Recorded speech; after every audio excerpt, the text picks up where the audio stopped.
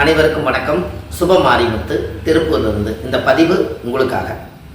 அதாவது இன்றைக்கு ராகு கேது தோஷம் உங்களுக்கு அதிகமாக இருந்துச்சுன்னா உலகத்திலேயே எளிமையான பரிகாரம், முன்னோர்கள் பாம்படிச்சு கொண்டிருந்தால் ராகு கேது தோஷம் ஒரு ஜாதகருக்கு வரும். அப்போது திருமண தடை, தொழில் தடை, வாழ்க்கையில் நிம்மதி இல்லாத பிரச்சனைகள் இருக்கும்.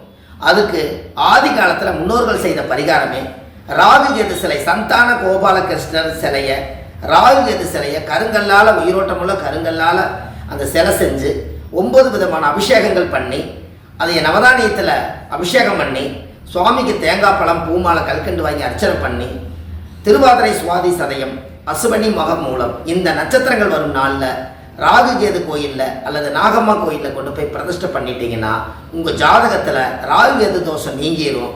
அடுத்த தலைமுறைக்கு அந்த ராகு கேது தோஷம் உங்களுக்கு வராது. அதிலிருந்து உங்களுடைய வளர்ச்சி அசுர வளர்ச்சியாக இருக்கும். வெற்றி நிச்சயம். நன்றி, வணக்கம்.